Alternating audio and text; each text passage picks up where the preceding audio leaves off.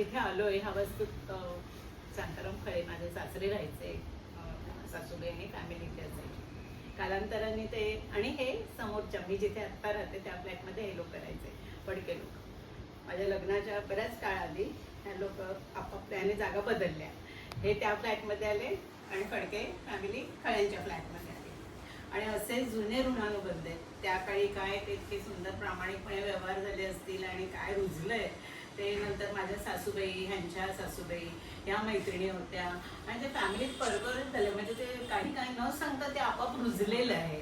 आणि काकी तर एवढ्या बिझी असायच्या, मी पण जॉब करायची, त्यामुळे काकींना उगीच कोणाशी अवांतर गप्पा मारायला कधीही वेळ नव्हता. पण आम्ही त्यातूनही मला वाटतं शनिवारी दुपारी वगैरे का आम्ही कॅरम खेळायला आमच्या घरी बसायचो आणि काकी एवढ्या मस्त कॅरम खेळायच्या. कॉफी कॅरम हा आमचा बेत असायचा. बरेच दिवस आम्ही खेळलो आहे. म्हणजे आता जरा राहिलं ते बाजूला वाईट वाटतं. ते खूप सुंदर दिवस होते नाही काकी.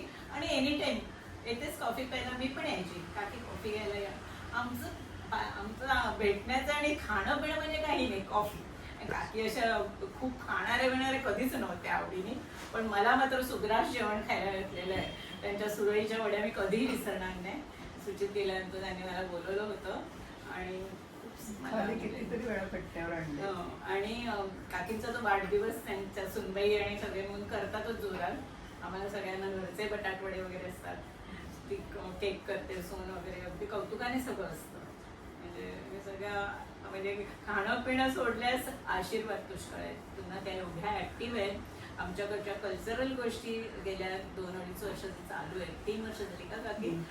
23 सालापासून. हो ना, 23 सालापासून. 23च्या हे महिला दिनापासून 8 मार्च. फडके काकी आणि आठवले काकी आणि आमच्याकडे ज्ञानेश मेहता म्हणून या मुलगा आहे. त्याने इनिशियली जेव्हा ही ऍक्टिव्हिटी सुरू केली, आमचं लोकल टॅलेंट कॉलनीतलंच, पण प्रत्येकात एवढे काही ना काही गुण आहेत. कोणी मुलं आपल्या आईवडिलांच्या साहित्यावर बोलतात आणि प्रत्येकाला सांगण्यासारखं पुष्कळ आहे. माझ्या घरातले पण मुलगा सून, मुलगी सून सगळ्यांनी पार्टिसिपेट केलेलं आहे. माझ्या तर जावेने एकदा वुमेन्स डेला तुझ्या म्हणजे प्रत्येकाने आपल्या आवडत्या स्त्रीवर बोलायचं.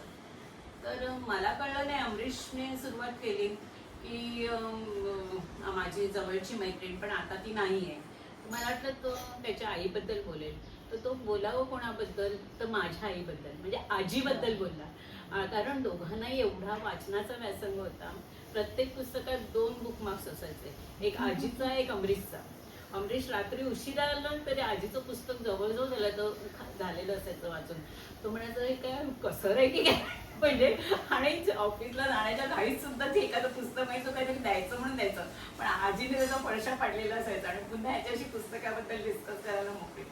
असं सगळं आहे. काकींमुळे आमच्याकडे सगळ्या सांस्कृतिक ऍक्टिव्हिटीज अगदी जोरात सुरू आहेत आणि क्वालिटेटिव्ह. असं कोणताही प्रोग्राम असा नाही की फालतू काहीतरी, त्या असं होऊच देणार नाही.